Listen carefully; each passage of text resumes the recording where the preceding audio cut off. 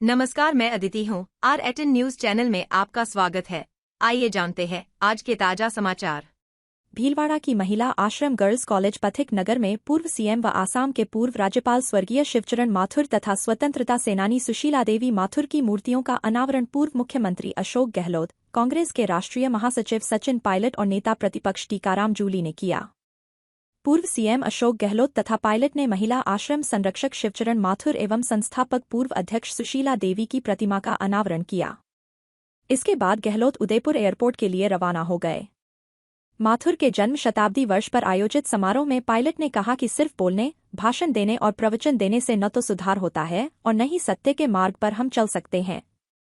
खुद के कहने और करने में अगर हम विश्वास रखें, यदि हम प्रतिबद्धता के साथ उस लक्ष्य की प्राप्ति के लिए मूल्यों को प्राथमिकता देंगे तो जिस तरह आज हम माथुर साहब को याद कर रहे हैं, उसी तरह लोग याद रखेंगे। संस्थाओं और राजनीति में स्वच्छ छवि के लोग नहीं आएंगे तब तक अपेक्षित विकास नहीं हो सकता। कांग्रेस राष्ट्रीय महासचिव पायलट ने पूर्व सीएम शिवचरण माथुर के कुशल नेतृत्व, प्रदेश में महिला शिक्षा, औद्योगिक विकास की तारीफ करते हुए कहा कि माथुर के नेक काम को संस्था सचिव वंदना व डायरेक्टर विभा आगे बढ़ा रही हैं। आने वाली पीढ़ी को अच्छी शिक्षा दें ताकि वे कलेक्टर, उद्योगपति आदि बन सकें। पूर्व केंद्रीय शिक्षा मंत्री एम पलमराजू ने कहा कि माथुर की दूरगामी सोच का ही परिणाम है कि महिला आश्रम का विकास हुआ। उनके नेतृत्व में प्रदेश में बहुत विकास हुआ। इससे पूर्व सभी ने स्वर्गीय माणिक्यलाल वर्मा, स्वर्गीय नारायणी देवी वर्मा, स्वर्गीय शिवचरण माथुर एवं स्वर्गीय सुशीला देवी माथुर के चित्र पर पुष्पांजलि अर्पित कर याद किया। संस्था डायरेक्टर विभा माथुर ने आभार जताया। कुलदीप इंदौरा, उम्मेदाराम बेनीवाल, पीसीसी मेंबर हगामी लाल मेवाड़ा, कांग्रेस जिलाध्यक्ष अक्षय त्रिपाठी, पूर्व कांग्रेस जिलाध्यक्ष कैलाश व्यास व अनिल डांगी, पूर्व विधायक गायत्री देवी त्रिवेदी, यूथ कांग्रेस प्रदेशाध्यक्ष अभिमन्यु पूनिया आदि मंचासीन थे। सभी अतिथियों का बैंडवादन से स्वागत किया गया। कांग्रेस के राष्ट्रीय महासचिव एवं पूर्व डिप्टी सीएम सचिन पायलट ने कहा कि आज देश प्रदेश की जो राजनीति है, उसमें नैतिकता की कमी झलकती है। कोई भी संस्था, कोई भी दल, कोई भी सरकार तब सुचारू चलती है जब उसमें मौलिक मूल्यों की कद्र होती है, जब चलाने वाले व्यक्ति उनको माने और उदाहरण स्थापित करें। दूरगामी सोच का परिचय दिया मुख्यमंत्री होते हुए और जिस निष्ठा पारदर्शिता से प्रशासन को चलाया, वो हम सबके लिए एक सबक है। मैं उम्मीद करता हूं कि आने वाली पीढ़ी माथुर साहब की तरह सोच रखेगी, उनके दिखाए हुए रास्ते पर चलेगी।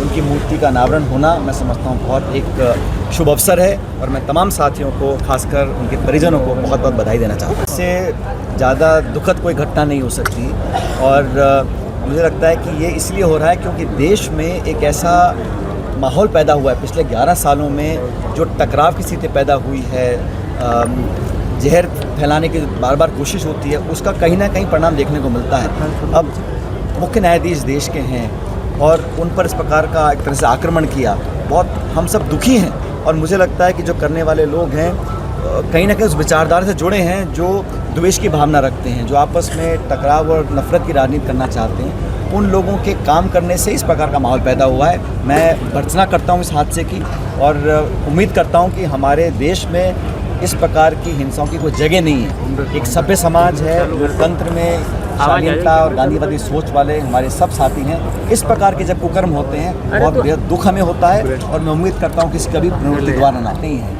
ये पूरा सिस्टम कोलैप्स कर रहा है। आप देखिए, झालावाड़ में छत गिर जाती है, नौजवान निर्दोष बच्चों की मौत हो जाती है, फिर दवाई पीकर शिशुओं की मौत हो रही है। अब भांकोटा में एक टैंकर का एक्सीडेंट हुआ था, उसकी रिपोर्ट आज तक नहीं आई है।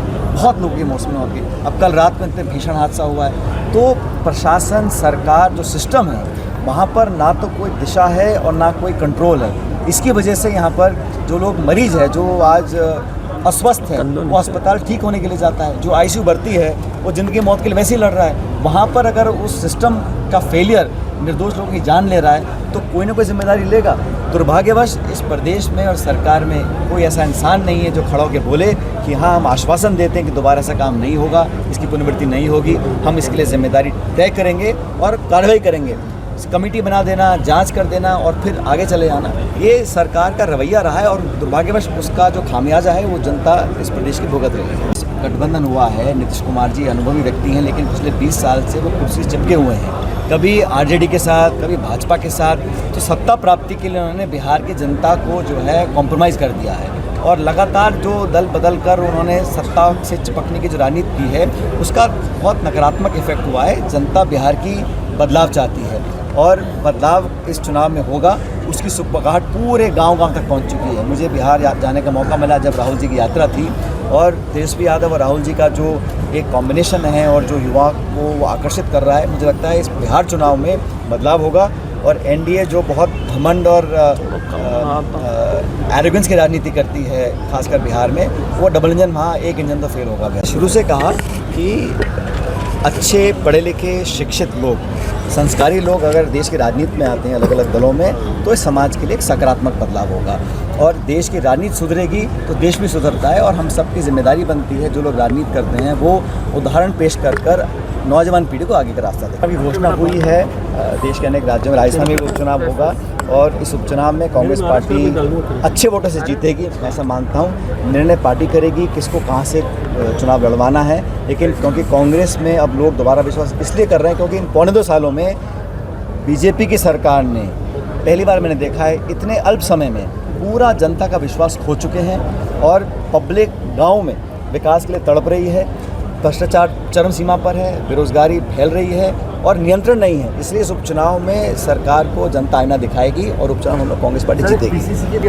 अखिल भारतीय कांग्रेस कमेटी ने अलग अलग राज्यों में एक कार्यक्रम किया है और आप जानते हैं राहुल गांधी और खड़गे जी ने 2025 का जो साल है वो संगठन को समर्पित किया है। उसी के चलते अलग अलग राज्यों में एआईसीसी के ऑब्जर्वर जा रहे हैं और संवाद करने के बाद गहन संवाद हो रहा है ब्लॉक मंडल तक। उसके बाद नए जिलाध्यक्ष की घोषणा होगी। राहुल जी ने कहा है कि जो जिलाध्यक्ष बनेगा पहले बहुत अहम था, लेकिन आने वाले समय में जिलाध्यक्षों की भूमिका और महत्वपूर्ण होगी। इसलिए उसके चयन में, उसके सिलेक्शन में और इलेक्शन में बहुत चर्चा संवाद करने के बाद आम राय बनेगी और फिर बहुत जल्द अखिल भारतीय कांग्रेस कमेटी यहाँ पे घोषणा करेगी कौन जिले में अध्यक्ष बनेगा। लेकिन सबसे संवाद करने के बाद सबसे जो सक्रिय, सबसे मेहनती और निष्ठावान वर्कर होगा उस व्यक्ति को पार्टी जिम्मेदारी देगी।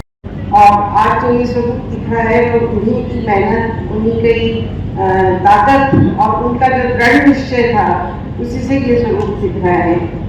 जैसा बताया है कि बहुत प्राइमरी स्टेज से, ये प्राइमरी स्कूल से शुरू होके आज ये MPA, BA, BPA, BA और कई स्तर तक काफी आगे तक बढ़ चुका है। ये माथुर साहब का जो सपना था कि इस संस्था को बिल्कुल यूनिवर्सिटी बनाना है, पर किन्हीं कारणों से हम इसमें इस रूप को नहीं देते हैं।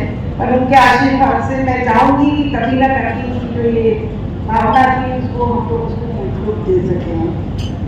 सुशीला जी ने अपना पूरा जीवन पर्यंत इस संस्था के लिए दिया और अपना अंतिम समय 17 दिसंबर को उनका अंतिम क्षण था। हमें मालूम नहीं था कि आज हमारे बीच में नहीं रहेंगी।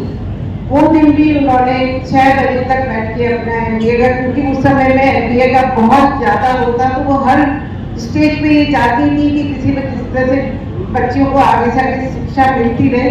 तो अपना 17 दिसंबर को जो उनका अंतिम जो क्षण था वो भी उन्होंने इस संस्था को ही दिया और यहाँ से साइन करके निकली और बुला तक जाते जाते उनकी तबीयत खराब होगी और जयपुर तक वो पहुँच नहीं पाई। ये हम लोगों के लिए बहुत ही दुर्भाग्य की बात है, पर फिर भी हम लोगों की पूरी कोशिश है। हमारी अध्यक्षा जी सुमित्रा पंडित जी ने आज आप लोगों का सबका स्वागत करने के लिए अपना वो नहीं आ पाई, पर आप लोगों का सबका स्वागत और शुभकामनाएं देती हैं और मैं भी अपनी तरफ से आप लोगों का स्वागत और आगे से आगे ही संस्था आगे बढ़ती रहे, आप लोगों का आशीर्वाद हम लोगों को मिलता रहे। मुख्यमंत्री जी और असम के राज्यपाल परम श्रद्धेय शिवचरण जी माथुर साहब को अपनी विनीत श्रद्धांजलि अर्पित करता हूँ। सम्मानीय श्रीमती सुशीला जी को अपनी विनीत श्रद्धांजलि अर्पित करता हूँ। माणिक्यलाल जी वर्मा और नारायणी देवी जी, उनके सानिध्य में आदरणीय सुशीला जी ने और सम्मानीय श्रद्धेय शिवचरण जी माथुर साहब ने फ्रीडम मूवमेंट स्वतंत्रता आंदोलन को अटेंड किया। उस समय केरी गुलामी थी, एक तरफ अंग्रेज, दूसरी तरफ राजा महाराजे, तीसरी तरफ जागीरदार और जमींदार। इन सबसे उन्होंने किसानों के हक को दिलवाने में महती भूमिका अदा की। आदिवासियों में, गरीब बस्तियों में उन्होंने जो काम किया वो हम सब के लिए प्रेरणादायी है। उस समय काम करना बहुत कठिन था, अनेक बार जेलों में गए और प्रजामंडल के माध्यम से उन्होंने देश की जंगे आजादी में महत्वपूर्ण हिस्सा लिया। उदयपुर में थे, मेरे पिताजी कर्मचारियों की हड़ताल करके बैठे थे। सुखाड़िया जी ने शिवचंद्र माथुर जी की ड्यूटी लगाई कि हड़ताल तोड़वानी, तो काफी जद्दोजहद हुई, हड़ताल नहीं टूटी, लेकिन संबंध इतने अच्छे बना लिए उन्होंने मेरे पिताजी से। हालांकि दोनों ने एक दूसरे की बात नहीं मानी, लेकिन दिल इतना बड़ा होता था उस वक्त के नेताओं का। ये हम सबको सीखना बहुत जरूरी है। तो आज हम अपनी अपनी राजनीति कर रहे हैं, उसमें मुझे लगता है इस शख्सियत को याद करके क्या बड़प्पन था कि अगले ने बात मानी या नहीं मानी कोई फर्क नहीं पड़ता, संबंध अच्छे बने और अंत तक एक दूसरे का सम्मान वो लोग करते रहे। संस्थाएं कितनी महत्वपूर्ण होती है समाज की संरचना के लिए, वो इस संस्था में आते हैं। जो कांग्रेस पार्टी और हम लोग सब बार बार संस्थाओं पे हमलों की बात करते हैं, वो इसीलिए करते हैं कि हमारी पार्टी का एक विरासत रही है। ये विरासत जहां हम खड़े हैं, ये भी एक बड़ी विरासत है। यही संस्थाएं बनी तो संविधान मजबूत हुआ, समाज को दिशा मिली, और इन्हीं संस्थाओं पर आज हमले हो रहे हैं, जो बहुत बड़ी चिंता का विषय है। मैं लंबी बात नहीं करूंगा, मैं इस परिवार को धन्यवाद देता हूं कि उन्होंने शिवचरण माथुर जी और सुशीला जी के सपनों को न केवल जीवित रखा, न केवल जिंदा रखा, इसको और प्रफुल्लित किया और आगे बढ़ा रहे हैं। मैं अपनी शुभकामनाएं आप सबको देता हूं और इस तरह के कार्यक्रम करके हम इनको याद भी करें और इनसे प्रेरणा भी लें, ये आवश्यक है। जय हिंद। हमारे राजस्थान के 2 बार मुख्यमंत्री रहे, मंत्री भी रहे, संसदीय राज्यपाल भी रहे, सब उनके बारे में, जीवनी के बारे में यहाँ पहले से बता दिया। इसलिए उनके जीवनी के बारे में क्यों बता देना है कि कोई मिनटों में या घंटों में या दिनों में उनकी जीवनी के बारे में हम बता नहीं सकते। उनका जीवन एक निराला जीवन था। राजनीति में होते हुए उनका जो दिल था वो एक अलग था। राजनेताओं में मैंने 1980 में चुनाव 45 साल हो गई मेरे को भी, और मैं किसी की आलोचना नहीं करता, लेकिन उनमें जो मैंने खूबी देखी, विशेषता देखी, वो मैंने और दूसरे राजनेताओं में नहीं देखी। उनके वो मुख्यमंत्री थे राजस्थान से, और राजस्थान का परिवर्तन की बात चली थी, मैं उनके साथ में था, लेकिन उसके बावजूद वो मुझे कितना चाहते थे वो मैं, जब मैं मेरी तरफ से सबसे पहले तो वंदना जी को, विभा जी को, इनके संपूर्ण परिवार को बहुत बधाई देना चाहता हूं कि आज एक लंबे अरसे के बाद, और साथियों ये बात सच है कि इस मूर्ति अनावरण को आज हम लोगों ने आप सबके सामने किया है। सम्मानीय गहलोत साहब भी यहाँ पर थे, और मिलकर माथुर साहब को, श्रीमती माथुर जी को और इस संस्था को जो सम्मान आज मिला है, बहुत दिन से ड्यू था। और वंदना जी और विभा जी बहुत लंबे समय से इस मूर्ति अनावरण को करना चाहते थे। मुझे खेद है कि बहुत सारी विलंब इसमें होते गए, लेकिन आज आप सबके समक्ष इस शुभ कार्य को हम लोगों ने किया। तो वंदना जी, आपको, विभा जी, बहुत बहुत बधाई, बहुत बहुत साधुवाद, बहुत बहुत शुभकामनाएं। साथियों, मुझसे पहले सभी वक्ताओं ने माथुर साहब के जीवन के बारे में, उनकी राजनीति के बारे में, एमएल वर्मा साहब के बारे में, समाज सेवा आदि पर बहुत सारी बातें बोली, और हम सब इन बातों को जानते हैं। लेकिन आज इस फिल्म के माध्यम से, डॉक्यूमेंट्री के माध्यम से, और खासकर हेमाराम जी और ओला साहब के भाषण में जो उन्होंने ऐतिहासिक क्षणों को उल्लेखित किया है, ये बात बिल्कुल सच है जो मुरारी जी ने कहा कि आज जो राजनीति है देश और प्रदेश की, उसमें वो नैतिकता की कमी झलकती है जो साधारण तौर पर होनी चाहिए। आगे नहीं यार, क्या करते हो, कहाँ जा रहे हो? सरकार दिक्कत नहीं, तब सुचारू चलती है, तब मौलिक मूल्यों की उसमें कद्र होती है, जब चलाने वाले व्यक्ति उनको माने और उदाहरण स्थापित करें।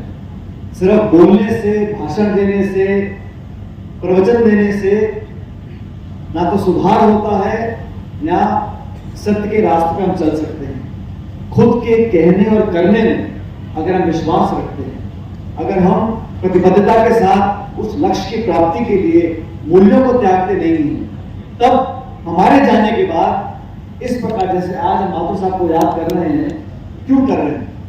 क्योंकि समय से पहले उनकी एक सोच थी और इस संस्था की स्थापना आजादी से पहले हुई, लेकिन समय से पहले महिला शिक्षा हो, औद्योगिक शिक्षा हो, तमाम तरह के संसाधनों को जोड़कर आज कहना बड़ा आसान है, गर्ल्स कॉलेज खोलते हैं, गर्ल्स हॉस्टल खोलते हैं, लेकिन आप कल्पना करो उस समय जब समाज में बहुत सारी कुरीतियां थी, उस समय जब साधन सीमित थे, उस समय जब बहुत विरोध होता था महिला शिक्षा को लेकर, लोग साधारण तौर पर इसको स्वीकार नहीं करते थे, उस समय तमाम परिस्थितियों के बावजूद संस्था को स्थापित करना, सुचारू चलाना और जैसा वंदना जी ने कहा, लंबे समय तक संस्था में पारदर्शिता रखना, ईमानदारी और सच्चाई के साथ लोगों की सेवा करना, ये संस्था के माध्यम से करते आए हैं।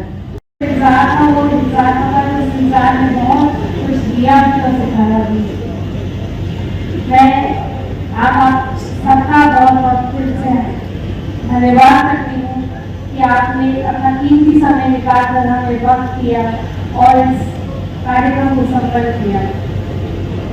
आदरणीय मातृ साहब ने और मेरी नानी सुशीला देवी जी ने अपना जीवन एक बहुत सार्थक किया और उन्होंने हमें यही सीख दी कि आगे बढ़कर अपने जीवन में करुणा और प्रेम, ये दो चीजें ही रखो, ये दो चीजें तुम्हें जीवन में आगे बहुत कुछ लेकर के जाएंगी।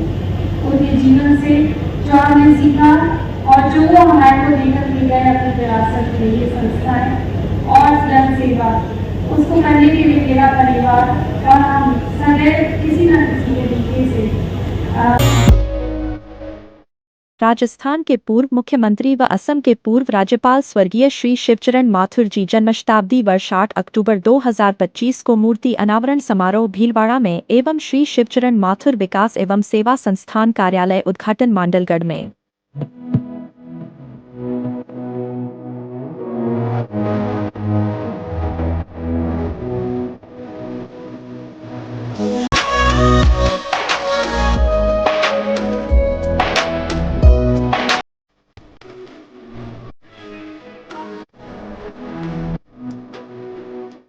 स्वागत अभिनंदन।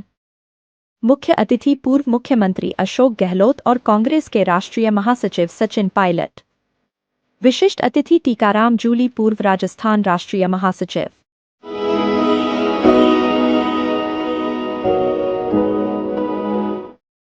निवेदक विभा माथुर और वंदना माथुर।